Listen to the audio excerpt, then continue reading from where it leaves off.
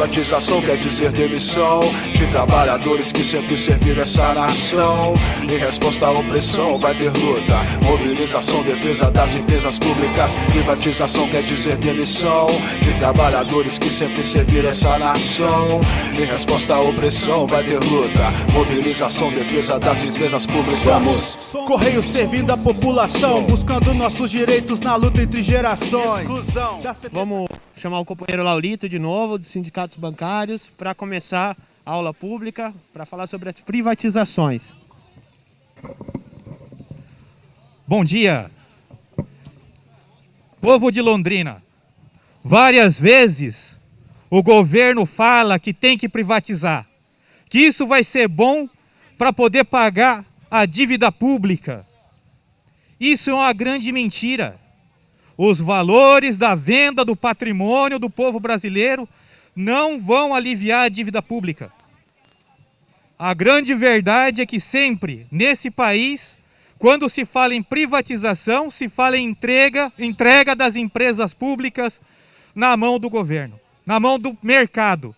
O governo passa, transfere e ainda dá dinheiro para o mercado pegar essas empresas.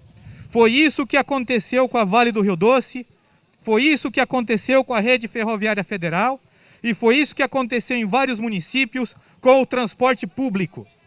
E o que acabou acontecendo nessa situação? O serviço piorou e acabou deixando de existir. Veja a ferrovia, não existe ferrovia mais com transporte de passageiros. Algo que aliviaria o transporte público, que está só na mão dos ônibus. Se pensarmos hoje na questão da venda dos Correios, os Correios hoje são uma empresa pública responsável pela maior parte da logística do país. Ou seja, transporte não só da entrega das correspondências, mas também a entrega de mercadorias importantes para a população. Um bom exemplo disso foi o papel que os Correios fez na logística da entrega das vacinas. Se nós olharmos para o setor bancário, privatizar o setor bancário significa tirar o acesso da população a serviços bancários, principalmente nas localidades aonde o mercado irá dizer que não tem perspectiva de lucro. Se olharmos aqui para a região de Londrina, nós temos 5 cidades aonde não há presença efetiva de um banco. E 3 dessas cidades não têm nenhum serviço bancário, seja ele de correspondente ou de um posto de atendimento bancário. Por quê? É a visão do lucro. Nessa ótica da visão do lucro, o que acaba o governo fazendo? Ele sucateia o serviço. É o que vocês estão vendo hoje para fazer o recebimento do auxílio emergencial na Caixa Econômica e o atendimento das pessoas no Banco do Brasil. Só o Banco do Brasil cortou cerca de 20 mil trabalhadores, na perspectiva de maximizar os seus lucros, cortando custos operacionais. E isso também causou o fechamento de mais de 600 agências pelo país. Nós temos aqui na cidade de Londrina um exemplo que a agência da Rio de Janeiro aqui do nosso lado, ela foi fechada e deixou de prestar atendimento à população e está provocando aglomeração dentro das outras agências. Justamente no momento onde a gente não pode ter aglomeração de pessoas. Vejam, se nós olharmos o que o resto do mundo acaba fazendo, hoje o mundo, principalmente na Europa, está reestatizando os serviços. Principalmente os serviços de transporte e saneamento básico. Por quê? Deixa de atender a população que precisa e fica somente nos locais onde ele acha que vai ter mais lucro. O serviço fica caro e ineficiente. Até mesmo os americanos estão fazendo isso. Nós temos exemplos lá de volta do serviço estatal, principalmente no saneamento básico. E quando a gente fala de empresas públicas, eles criaram no final de 2019 um banco público para poder fazer o quê?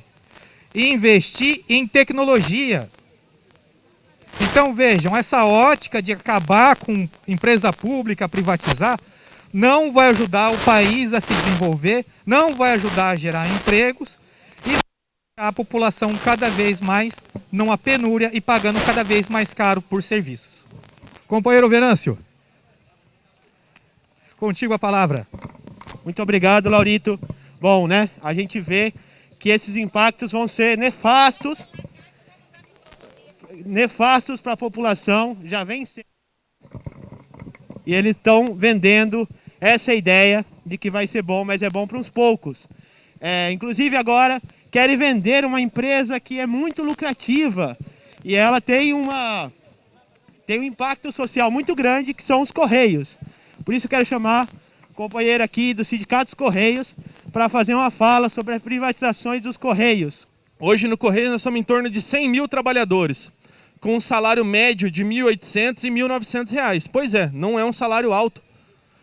E nesse ano, onde o Correio solicitou reuniões com a federação, pedindo um acordo coletivo sem reajuste nenhum, num ano onde o IPCA, que é o índice inflacionário para o consumidor amplo, ultrapassou 8%, 8,35% na última consulta. Então isso é inaceitável. Um lucro líquido de 1,5 bilhões de uma empresa estatal sucateada e que necessita de amparo, precisa de reformas na sua infraestrutura, apresentando um potencial de lucro de mais de 4 bilhões ao ano. Esse é o potencial de lucro do Correio. E é isso que esse governo quer dar na mão da iniciativa privada. Para quem não tem noção, hoje, o Correio regula o mercado de pequenas e médias encomendas e cartas. E justamente existe o monopólio postal porque ninguém quer atender o setor de cartas. É um setor sensível onde envolve também a segurança do cliente, toda a segurança da informação, do trânsito dos objetos. E isso é onde um servidor público é cobrado e um servidor terceirizado não. Então o risco para o cliente é infinitamente maior do que para o trabalhador. Hoje a maioria dos funcionários do Correio também é formado, tem outra profissão se for necessário. Então, para nós, se for privatizado, a vida continua. E para o cliente que vai perder esse serviço? A gente tem que ter noção também que essa agenda do neoliberalismo ela é enganosa até para os próprios neoliberalistas. Por quê? Os países de dimensão continental, vamos pegar, por exemplo, Estados Unidos, que é um ícone da economia privada, um ícone do capitalismo. O seu correio é público e nunca vai deixar de ser público, porque nenhuma outra transportadora quer fazer esse serviço que não é lucrativo. Esse é o princípio constitucional do Correio. Não é o lucro, apesar de apresentar, curiosamente. É o atendimento à população, um serviço social, sim, e está sendo deturpado por interesse privado. Tanto o Correio, quanto o Caixa, quanto o Banco do Brasil, quanto a questão da saúde. Essa agenda de desonerar o Estado, ela não leva em conta a situação econômica da população. O acesso a um serviço mais barato, a um serviço público de qualidade. Então, o pessoal simplesmente não vai ter condição de pagar, é isso. É simples assim, não interessa qual partido você vota, não interessa a sua opinião política, interessa que você vai ser prejudicado e ponto. Você tem que se dar conta disso. É simples e direta a informação, você vai perder. Então não podemos apoiar esse tipo de agenda. Hoje, 80% da população é classe média ou abaixo. Como é que uma população ganhando menos de R$3.000 por mês vai ter acesso à saúde privada, a transporte privado, a banco privado? Não, é uma situação que não tem cabimento na agenda financeira do brasileiro. Então como é que faz? Pais de família. E hoje a gente pega dados aí da população, de novo entrando na linha da extrema pobreza. É só pegar dados, fala todo dia em jornal, apesar de eu não concordar com alguns posicionamentos de jornais. Então a informação está aí, não vê quem não quer. Então eu gostaria de pedir para o pessoal ler as reformas. Principalmente se as reformas são aprovadas na calada da noite, quando está tudo quieto. Ou quando existe toda essa cortina de fumaça para ninguém ver o que está acontecendo. É nessa hora que cretinos do governo começam a querer passar boiada. Esse foi o termo que o Ricardo Salles utilizou, né? Então, assim, convido o pessoal a conhecer, conversar aqui. Temos integrantes dos bancos, temos integrantes do pessoal da saúde, temos integrantes dos professores estaduais, municipais. perguntar a cada um o que está acontecendo, como é que é, o que vai acontecer, qual que é o risco para mim enquanto população. Então é isso, pessoal. Queria deixar claro que a gente não concorda com essas reformas e vamos estar ajudando no que a gente puder sempre. Então, meu nome é Cristian, sou do Sindicato dos Correios e muito obrigado por enquanto. Bom, dando continuidade ao nosso aulão, gostaria de convidar os companheiros Sérgio, do Sim Saúde, Paraná, e o companheiro Eliel, do Sindpreves, para falar os efeitos que a reforma administrativa vai causar na saúde pública. Eu vou falar um pouco sobre a FUNEAS, é a Fundação Estatal em Atenção à Saúde. Tá. É uma lei que a fundação foi feita na gestão do Beto Richa. É a Lei 1759, que foi feita em março de 2014. FUNEAS, ela quarteiriza o serviço público. O governo estadual, ele repassa a responsabilidade deles para a FUNEAS. A FUNEAS contrata uma empresa para quarteirizar o serviço deles, que é uma responsabilidade do Estado do Paraná. Está tendo muitas irregularidades nessas unidades onde a FUNEAS tem a direção.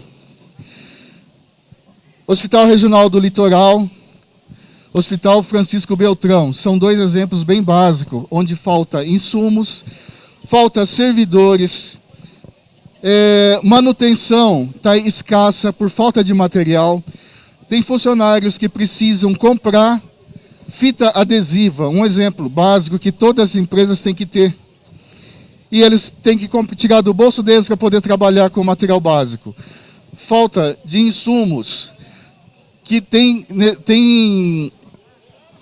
fases que a FUNEAS não consegue repor o material, ela tem que passar para os acompanhantes dos hospitais comprar insumos para os enfermeiros poderem trabalhar.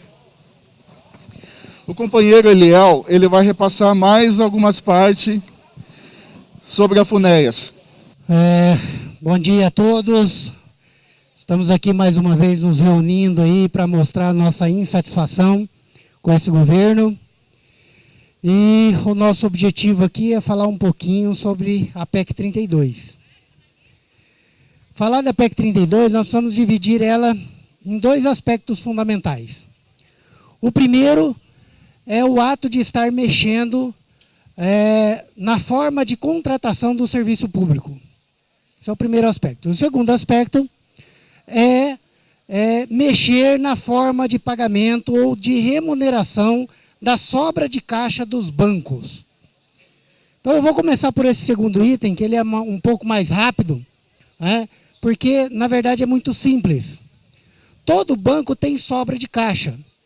O que ele faz com essa sobra de caixa? Em vez de ele emprestar para o empresariado, em vez de ele fazer linha de crédito para qualquer serviço, ele devolve esse dinheiro para os bancos, para o Banco Central, e o Banco Central paga por isso, para que esse dinheiro fique nas reservas dos cofres do Banco Central.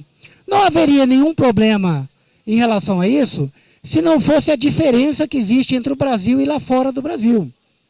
Se nós considerarmos que fora do Brasil o percentual máximo de remuneração dos bancos oscila na casa de 15% a 20%, é o valor máximo de caixa remuneratório dos bancos centrais de outros países. No Brasil, a remuneração é absolutamente livre. Ou seja, todo o dinheiro de caixa que o banco não quiser emprestar para ninguém e que ele quiser ganhar dinheiro do governo, ele joga para o Banco Central e o Banco Central remunera esses valores. E a PEC 32 regulamenta isso. Ele dá um golpe no Brasil e permite que todo o valor sobrante dos bancos possam ser remunerado pelo Banco Central. E, por sua vez, quem paga isso somos todos nós, os brasileiros. Bom, e a primeira mexida é em relação à forma de contratação de serviço público, e isso tem diversos desdobramentos. Os desdobramentos mais explícitos nós estamos vendo, inclusive, aí na televisão. Eu posso contratar serviços terceirizados. Eu posso colocar apadrinhados. Eu posso colocar pessoas que não têm absolutamente nada a ver com o serviço público ou nada a ver com aquela área do serviço público, mas como ele é apadrinhado por um deputado federal, apadrinhado por um senador ou apadrinhado por algum ministro, ele entra naquele cargo e vai lá desenvolver o seu trabalho, só Deus sabe como, porque ele não entende nada daquela área. E olha o exemplo do Ministério da Saúde, onde nós temos lá os generais tomando conta do Ministério da Saúde. E como está o Ministério da Saúde? Ele está banhado em corrupção, de toda ordem, de toda natureza. E é esse uma das grandes mazelas de quando você terceiriza tudo. Você contrata servidores que não têm nada a ver com o serviço, e esses servidores não têm compromisso com o serviço, ele tem compromisso com quem os indicou. E logo facilita a corrupção, facilita com que esses serviços sejam facilmente desviados, o recurso desses serviços, para favorecer políticos infelizmente desonestos. Então, essa é uma das grandes mazelas da terceirização. Outra grande mazela da terceirização é a falácia de que ao terceirizar eu vou economizar. Isso não é verdade. Muito pelo contrário. Invariavelmente a terceirização leva a um serviço de baixa qualidade, a falta de servidores, porque a lógica de quem está assumindo esse serviço é o lucro. Essa é a lógica desse serviço, é o lucro. Logo, para lucrar, se eu tiver que cortar servidor, se eu tiver que deixar de comprar materiais de primeira qualidade, se eu tiver que deixar de atender o meu público, eu faço isso porque a minha lógica é o lucro e não atender a população, e não atender as pessoas. Essa é a lógica. Um bom exemplo aqui no Paraná é a FUNEAS, que o companheiro que me antecedeu acabou de falar. A FUNEAS foi descentralizada por uma ONG, essa ONG toma conta desses hospitais, e o que a gente vê hoje nesses hospitais? A falta de recursos humanos, a rotatividade imensa de servidores, o que compromete o serviço e baixa a qualidade de serviço de atendimento do segurado. O gasto a mais do que deveria ser gasto, porque essa instituição ela não está preocupada em atender os trabalhadores, e sim em lucrar, né?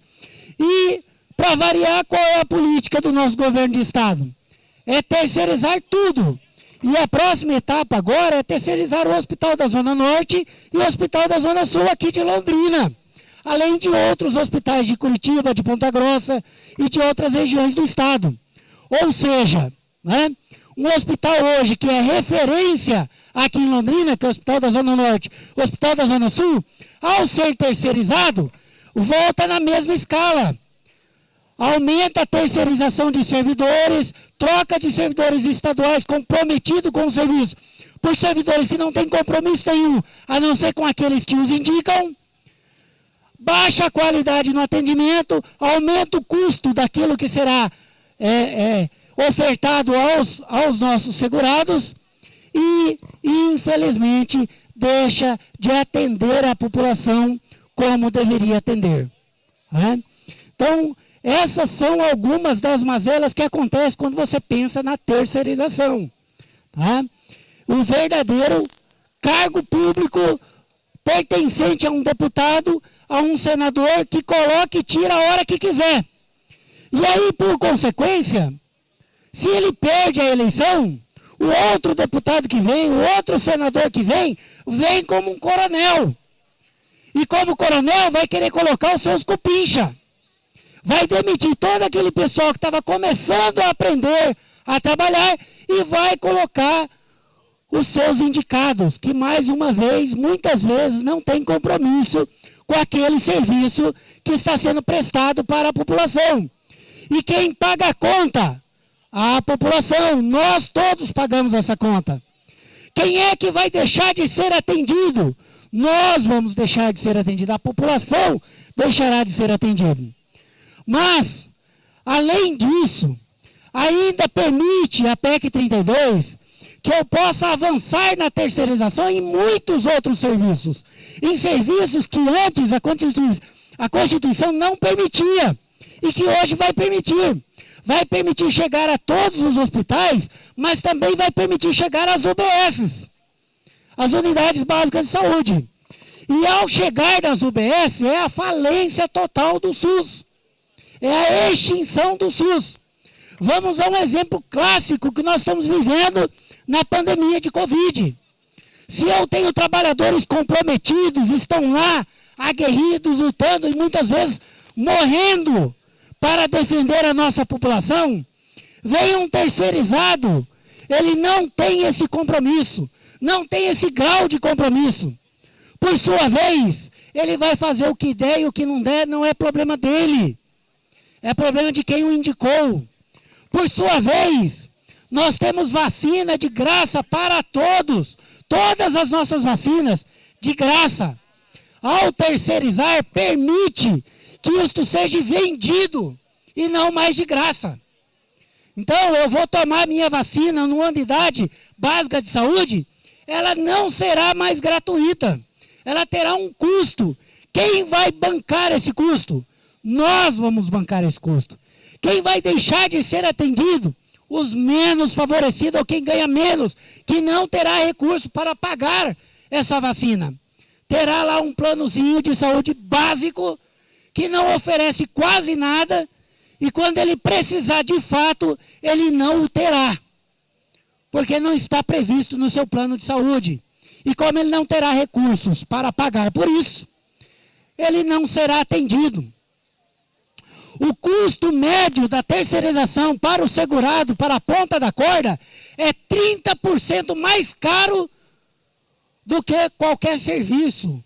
Ou seja, um serviço que hoje é gratuito, de qualidade, com servidores, mesmo que poucos servidores, mas servidores comprometidos com o serviço público, na sequência será um terceirizado que não terá compromisso e que certamente receberá a ordem para cobrar por esse serviço. E a lei vai permitir que seja cobrado. E nós vamos ter que pagar essa conta. É? Então veja, é uma falácia quando o governo vai na televisão dizer que a terceirização vai economizar. Não vai economizar. Muito pelo contrário, vai aumentar os gastos públicos e vai aumentar o gasto pessoal de cada pessoa quando ele precisar desse serviço e terá que pagar por ele. Então é uma falácia isso, é uma mentira que o governo utiliza, tá? Que infelizmente se reproduz nas mídias sociais, em todas as mídias. E infelizmente muitas pessoas acabam acreditando nessas mentiras. Tá? E nós estamos aqui exatamente denunciando essas mentiras, porque ainda dá tempo de revertermos essa proposta da PEC 32. Para isso, é claro, nós precisamos nos manifestar. Precisamos dizer que isto não atende à necessidade dos trabalhadores, que essas mentiras que o governo está contando não são verdades. Não são. Para isso, pessoal, nós precisamos buscar informação em sites confiáveis. Nós precisamos fortalecer nossas entidades sindicais, para que elas possam estar mostrando para todos os seus trabalhadores essas mentiras, mostrando o que de fato vai acontecer. Olha a reforma da Previdência que foi recém-realizado pelo governo. O INSS está há mais de 10 anos sem contratação nenhuma. Quando você precisa, a fila de espera para ser atendido no INSS é de 7 meses. Agora, como numa fila de espera de 7 meses, para o cara que precisa comer amanhã, como é que ele espera 7 meses? É culpa do servidor que está lá trabalhando? Não. Não há contratação de servidor há mais de 10 anos. Logo, sucateia a instituição, sobrecarrega o servidor que está lá, que acaba adoecendo por excesso de trabalho, e a população, infelizmente, deixa de ser atendida, deixa de ser atendida, e aí reclama com o funcionário que não tem como resolver o problema. Então, pessoal, para resumir, não há na nossa história nenhum processo de terceirização, de descentralização ou de reformulação das leis que tratam da contratação do serviço público. Não há na nossa história, seja no Brasil ou fora dele, nenhum lugar deu certo. E o Brasil, para variar, segue mais uma vez um modelo que não deu certo em lugar nenhum.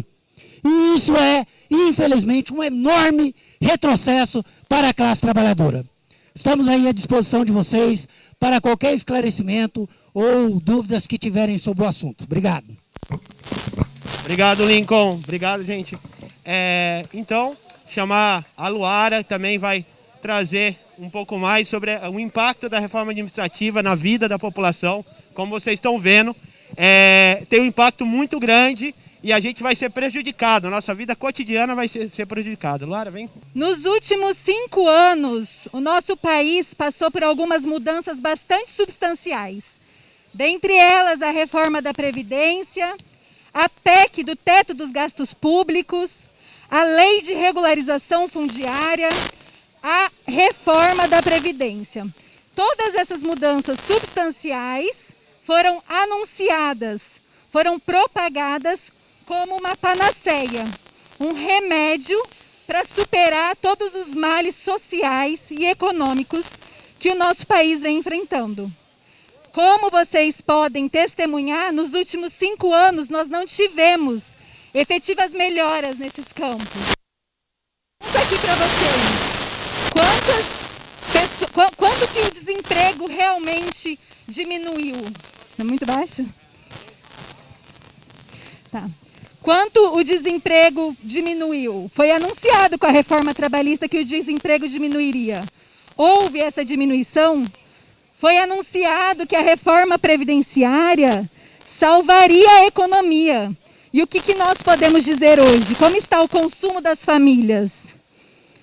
Como está o acesso aos bens mais essenciais? Então, hoje a gente vem aqui para tratar de um assunto que é muito caro para os trabalhadores brasileiros, que é o serviço público. Das pessoas que estão aqui hoje, quantas dependem do SUS? Quantas dependem da educação pública? Quantas pessoas que estão aqui hoje dependem da Previdência Social? Quantas dependem da assistência social?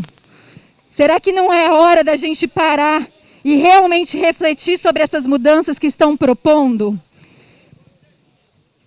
A proposta 32 é a proposta de reforma administrativa. Essa é uma proposta que foi feita, elaborada pelo ministro Paulo Guedes. E eu posso dizer para vocês que o mantra do Paulo Guedes sempre foi reduzir o Estado e diminuir os gastos públicos. Reduzir o Estado e diminuir os gastos públicos. Reduzir o Estado e diminuir os gastos públicos. O Guedes tem isso como mantra há décadas. É muito fácil para ele. É muito fácil porque ele tem condições financeiras de contratar serviços privados. Mas e a maior parte da população? E os mais de 30 milhões de brasileiros que estão super endividados? E uma população gigantesca do nosso país que está totalmente à margem, sem acesso algum ao serviço público, a uma alimentação digna, a uma moradia digna. Será que o Guedes está pensando nessas pessoas quando ele fala em reduzir o Estado? Então, a reforma da Previdência, a reforma administrativa, ela não veio com o intuito de melhorar a qualidade dos serviços públicos. Porque eu tenho certeza que todo mundo que está aqui hoje não quer ver servidor público trabalhando pouco e ganhando muito. Eu tenho certeza, ninguém quer ver um servidor público trabalhando pouco, oferecendo pouco e ganhando muito. E isso é um ponto que une todos nós. Mas a reforma administrativa ela não vem para combater isso. Eu tenho certeza que todo mundo que está aqui hoje quer melhorar a qualidade do serviço público. Precisa que o serviço público seja de melhor qualidade. Mas a reforma administrativa que está aí sendo proposta, ela não vem para melhorar o serviço público. Eu desafio as pessoas que estão aqui hoje para me mostrar no texto da reforma se existe alguma norma que tem por intuito melhorar a qualidade do serviço público, de dar treinamento, de dar capacitação, de valorizar os servidores públicos que estão fazendo um trabalho bem feito. Não tem nenhuma norma no texto da proposta de emenda à Constituição número 32 que valoriza os servidores que estão fazendo um bom serviço. Então, será que efetivamente essa reforma ela vem para melhorar o serviço público? Porque o que a população quer é melhorar o serviço público. O que a reforma propõe, o companheiro Alisson fez uma brilhante exposição aqui, apontou de forma bastante pragmática quais as implicações dessa reforma. Ela propõe uma precarização do serviço público. Por quê? Porque ela traz medidas de ampliação de contratos temporários, ela restringe a estabilidade dos servidores públicos, ela permite, sem especificar claramente como isso vai acontecer, que os servidores públicos podem perder o cargo deles mediante avaliações periódicas, que será estabelecida por lei, e por lei ordinária, não é por lei complementar. Então, ou seja, é uma lei com um rito muito mais fácil de ser aprovada. Então, o que a gente vê na realidade é uma precarização do serviço público. E eu pergunto aqui para vocês hoje, será que o que a gente quer é uma uberização do serviço público? Será que isso vai resolver os anseios da população? Será que essa precarização vai, de fato, atender a necessidade de melhoria dos serviços públicos? O que eu posso dizer para vocês é que essa reforma não tem esse intuito. Essa reforma tem o intuito de reduzir os gastos do governo para direcionar investimentos, né? Na verdade não é investimento, para direcionar dinheiro para o pagamento da dívida pública. Então, esse sim é o intuito dessa reforma. Só que eu sei, as pessoas que estão aqui, elas têm... Uma das que hoje tem uma efetiva preocupação com a qualidade do serviço público. Então, eu sei que eu estou falando com pessoas que estão entendendo a dimensão, a problemática do que isso significa. Em tempos de crise é que as pessoas mais precisam do Estado. É em tempos de crise econômica, é em tempos de pandemia que as pessoas precisam do serviço público, da educação pública, da saúde pública, da assistência social, da previdência social. Quantos aqui de vocês conhecem alguém que cancelou o plano de saúde e está usando o SUS? Tenho certeza que todo mundo que está aqui conhece alguém. Quantos de vocês conhecem as pessoas que têm os filhos em escolas públicas? Todo mundo conhece. Tem muitas pessoas tiraram os filhos das escolas públicas, das escolas privadas e colocaram nas públicas. A crise econômica, a pandemia, afeta todo mundo. E quanto maior a crise, maior a necessidade do Estado. Então é muito importante que a gente tenha consciência disso para que a gente trabalhe para melhorar a qualidade dos serviços prestados pelo Estado. Essa é uma responsabilidade de todos nós. Eu vejo que é muito importante, esse momento é crucial, a gente está passando por uma série de ataques ao Estado Democrático de Direito e uma série de ataques ao serviço público. Então, eu queria parabenizar todas as pessoas que estão aqui hoje, que organizaram esse evento com essa preocupação, e dizer que uma coisa que eu sempre aprendi desde muito pequena com meu pai: segurança jurídica é militância contínua.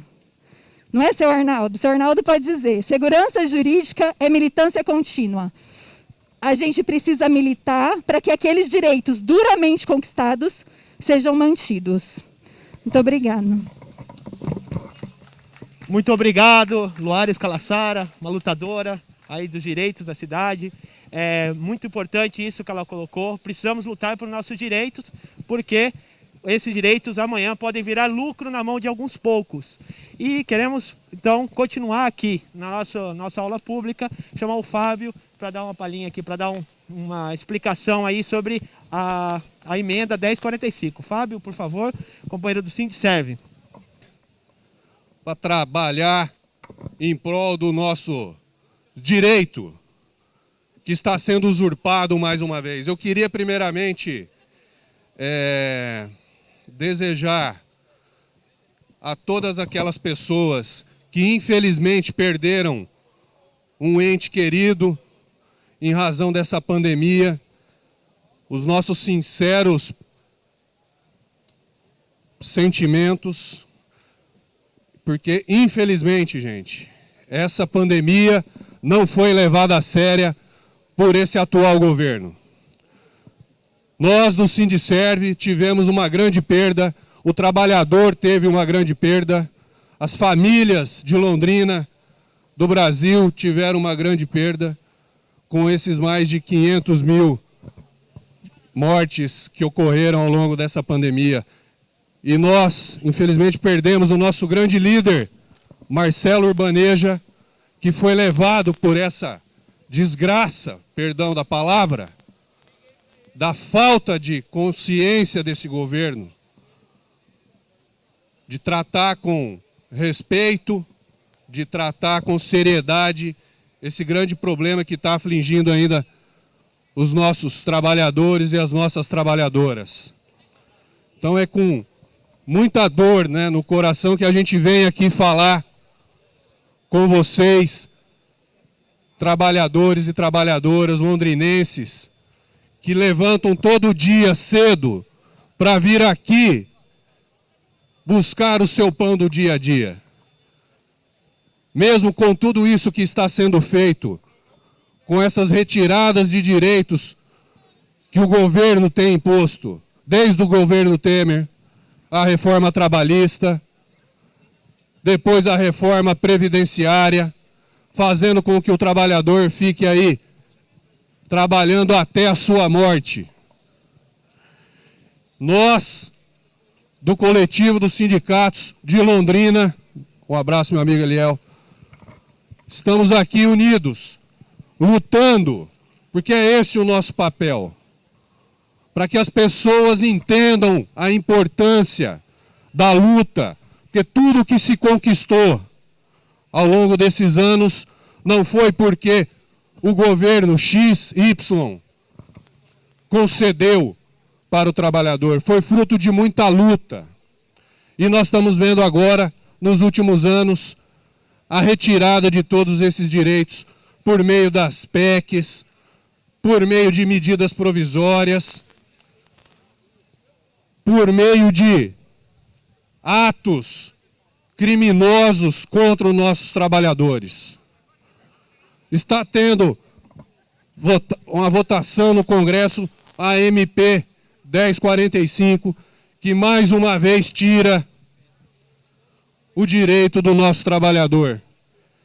Essa MP, se vocês forem lá buscar, gente, é um crime, mais um, que o governo federal vem trazer contra os nossos trabalhadores.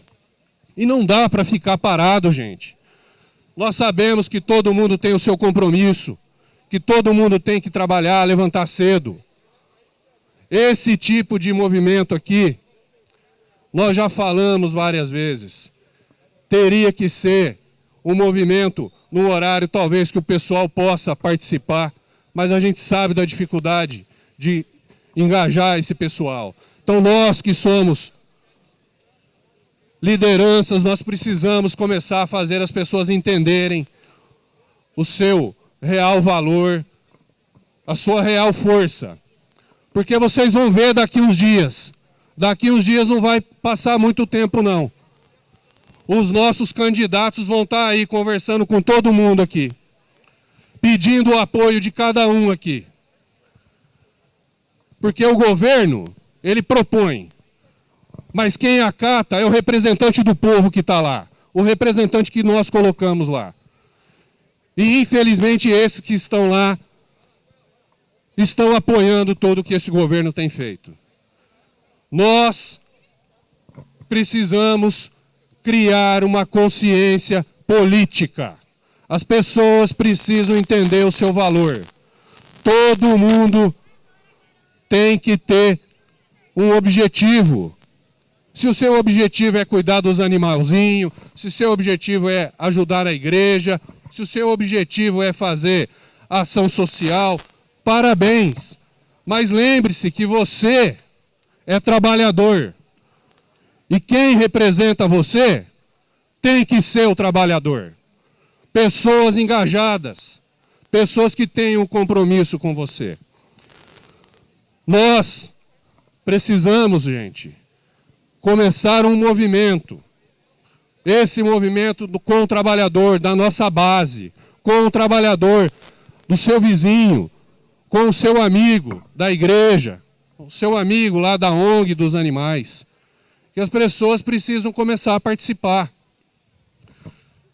Além de tudo isso, que esse é um trabalho importante, nós precisamos entender que todas essas medidas que o governo vem trazendo, a PEC 32, que eu acho que já foi falado aqui, essa MP, eles estão destruindo o serviço público, que é o acesso dos nossos trabalhadores.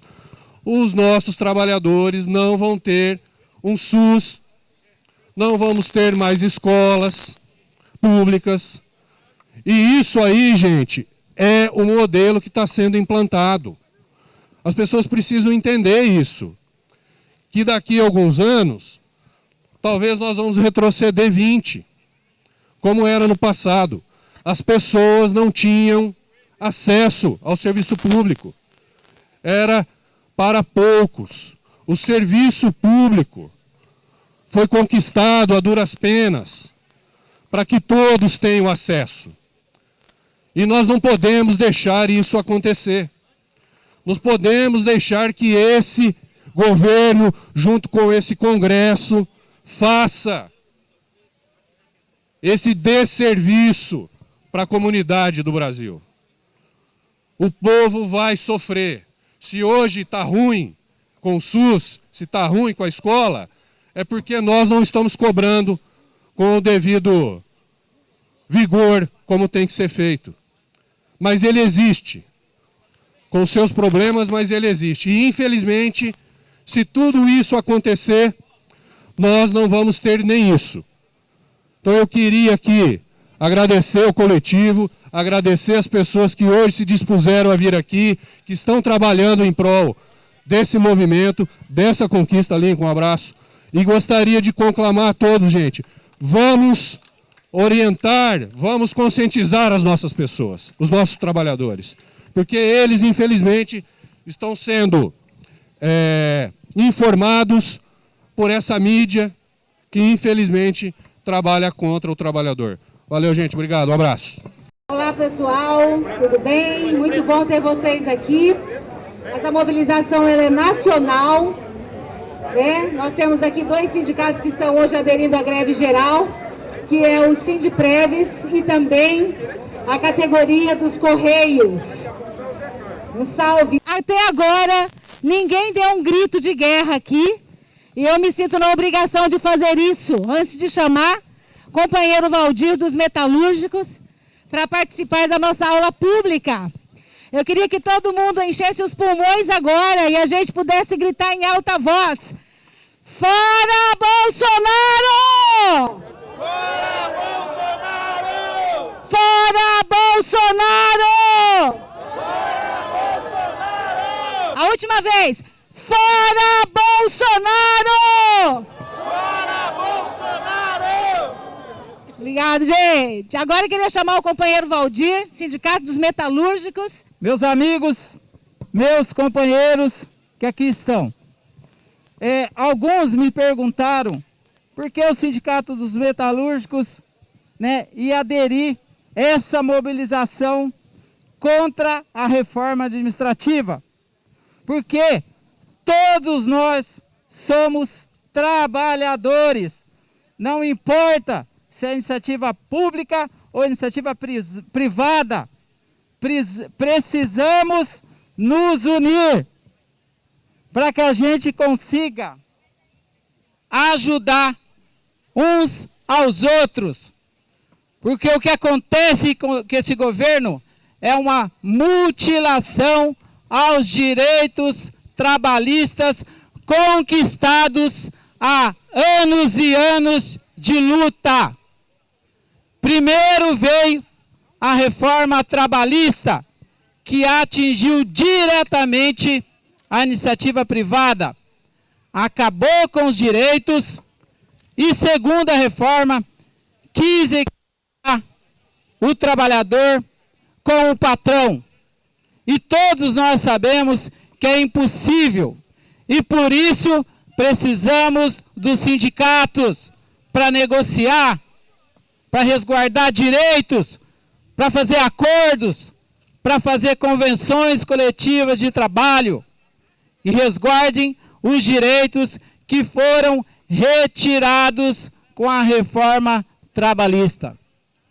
Depois tivemos a reforma da Previdência, com aquela ideia que ia melhorar. Não, ela acabou praticamente com a aposentadoria dos trabalhadores. Nesse governo, perdeu-se o poder de compra. Fomos enganados com as duas reformas que ia gerar emprego. Hoje nós temos mais de 14 milhões de desempregados. Quem é que não conhece ou tem alguém na família que está desempregado? Porque não existe uma política pública nesse sentido. Por isso que o Sindicato dos Metalúrgicos e com a sua diretoria fez questão de estar aqui apoiando os sindicatos dos servidores públicos. Porque cabe a cada um de nós fazermos a nossa parte, ajudando, lutando e contribuindo. Porque o Brasil está largado às traças. Agora que o governo aproveita para retirar direitos, a principal reforma que deveria ser feita é a tributária, para baixar a carga que sobrecarrega as indústrias, para que a gente possa reverter, sim, em mais empregos, em mais poder de compra, em reajuste digno, e não apenas reposição salarial, apenas a inflação. Isso não é ganho, é simplesmente dar esmola ao trabalhador. E faço aqui, com certeza, uma perguntinha. Vocês sabem quanto que inicia ganhando um servidor que passa em concurso? É menos que o piso do estado do Paraná. De que forma que nós vamos conseguir melhorar o poder de compra? Recebendo menos, precarizando? Não tem como você comprar, gastar e fazer com que mantenha um emprego no comércio, ou seja lá em qual for. Então não podemos deixar que isso aconteça. Por isso que os sindicatos metalúrgicos, a diretoria, traz o seu apoio aos servidores públicos. Levantamos a bandeira em defesa do servidor. Porque precariza o serviço público e, assim como está precarizando o trabalhador na iniciativa privada. Hoje aqui, nós estamos também sendo contrário à medida provisória 1045, porque se já estava ruim, vai piorar. O trabalhador da iniciativa privada vai terminar com direito a férias, se essa medida passar no Senado Federal. Vai acabar com o fundo de garantia, o depósito, o empregado vai trabalhar por esmola. E quando for mandado embora, não vai ter direito às verbas trabalhistas. Isso aprovou de que forma? Quando ficaram na Câmara Federal, falando em votação de voto impresso, que gastou dinheiro público à toa, porque nós temos uma justiça eleitoral, uma urna eletrônica há anos, que funciona 100%. 100%. E esses que queriam, ou que estão aí, que querem acabar com essa urna, foram eleitos mais de um mandato com essa mesma urna que eles querem acabar. E aí essa cortina de fumaça formou-se e os deputados aprovaram a medida provisória 1045, que acaba mais ainda com os direitos dos trabalhadores. Por isso que nós estamos aqui hoje, servidor público, sindicatos públicos, trazendo o nosso apoio. E pode sempre contar com o Sindicato dos Metalúrgicos de Londrina nessa luta. Muito obrigado! Muito obrigado, Valdir. É um companheiro que acho que traz um símbolo que é importante nos dias de hoje, que é importante a solidariedade de classe. Né? Enquanto dizem, nos querem dividir, né? Trabalhador formal e informal, concursado e não concursado, eles dividem para aplicar retirada de direitos. Então é importante que a classe trabalhadora se unifique, ou seja, é importante a unidade na luta, certo? Unidade com paciência e com convencimento entre os atores e atrizes que são diversos. É importante também, trazendo aqui, já para a gente ir encerrando essa aula pública, uma coisa que o companheiro trouxe, o Fábio, sobre como eles chegam na época de eleição e fala: eu sou o candidato da saúde, eu sou o candidato da educação. Como é que você faz saúde e educação sem servidor público? Como é que você faz uma boa educação pagando uma miséria para o professor e para a professora? Como é que você faz saúde privatizando o SUS, que é um patrimônio da população brasileira? Esse patrimônio poderia ter sido usado para a gente acelerar a vacina, e não foi feito assim. Então, pensando as consequências econômicas dessa destruição a destruição dos serviços públicos, essas reformas. Privatização, ela não tem um impacto positivo. Eles nos querem fazer acreditar que vai aumentar a eficiência do serviço e vamos ter, então, uma oferta maior. O que acontece é que aumenta o preço, muitas pessoas são desempregadas. Essas pessoas, elas vão o quê? Aumentar a oferta no mercado de trabalho, ou seja, vai ter mais subemprego, vai rebaixar o salário geral da população. Não vai melhorar.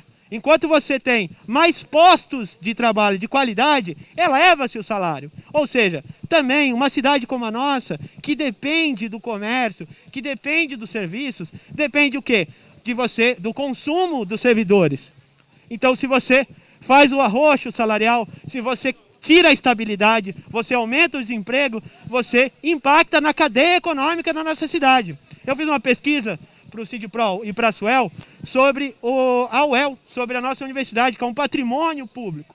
Ou seja, o governo Ratinho, que também é parte desse processo de destruição dos serviços públicos e privatização, é um governo muito passivo frente ao bolsonarismo. É um governo bolsonarista porque a gente tem um estado que tem uma das piores vacinações do Brasil. Esse governo vem diminuindo o investimento na universidade pública. Ele vem diminuindo os gastos com os servidores, colocando como que se as universidades privadas fossem melhor que a universidade pública e colocando como se os gastos com os servidores fossem produtivos para a economia. E não é. A cada R$1 que você gasta com o servidor, você gera R$2 na economia londrinense. Ou seja, você aumentando o salário dos servidores, gera um efeito positivo na cadeia produtiva da nossa cidade. Todos ganhamos. Inclusive os trabalhadores e trabalhadoras que estão agora no comércio. Vocês ganham também com a elevação do salário dos servidores e das servidoras. Então, mas o que vem acontecendo? Eles vêm diminuindo o investimento na universidade. E o que tem acontecido na economia? Depressão, ou seja, diminui a produção, diminui os salários, diminui o consumo, aumenta o desemprego e, ao mesmo tempo, aumenta o preço da luz, o preço de todos os boletos. Como se pode viver assim? E eles vêm falar que essas reformas vão aliviar o orçamento público. Não é verdade, porque enquanto todos, como já colocaram aqui, todas as reformas que a gente teve, teto dos gastos, o que o teto dos gastos diminuiu a dívida pública? Não diminuiu, aumentou a dívida pública, porque diminuiu as receitas, ou seja, à medida em que você investe nos servidores, você aumenta as receitas do Estado, aumenta os impostos. E nesse caso você não está aumentando as receitas, você está deprimindo a economia e essas medidas estão diminuindo ainda mais o nosso PIB. O PIB paranaense é um dos PIBs que mais estão estancados no Brasil. Então a gente tem um governo que consegue ser pior às vezes que o Paulo Guedes. Então não está funcionando, não está melhorando a vida da população essas reformas. Temos que mudar a ótica, temos que mudar a perspectiva da qual a gente vem, que é esse neoliberalismo autoritário, porque o que eles querem vir é com tanques, enquanto a gente precisa de vacina no braço, e comida no prato, e emprego, e melhoria da vida, das condições da população, com melhores serviço público, com aumento de concurso. Fico vendo quantos concurseiros hoje, né, que estão aí, e às vezes votam com os liberais. Vocês estão votando com pessoas que vão retirar concursos públicos. Se você retira concurso público, diminui a oferta de trabalho e piora para todo mundo. Então é preciso que a gente mude essa concepção e por isso é necessário que a gente lute. Hoje é um importante momento para a gente estar conversando com a população, estar chamando, convocando, mas a gente vai fazer mais atos que queremos mostrar para eles que temos força. Ou seja, os trabalhadores e trabalhadoras podem mudar e quando tem essa energia social na rua, isso é verdadeira democracia. É a democracia das ruas, é a democracia social, enquanto eles querem fazer a democracia deles, que é uma democracia para uns poucos. Bom, com isso eu encerro a aula pública. Muito obrigado. Queria convidar aqui as organizações, a companheirada que queira fazer uma fala reforçando na luta, sejam bem-vindos. Muito obrigado, gente.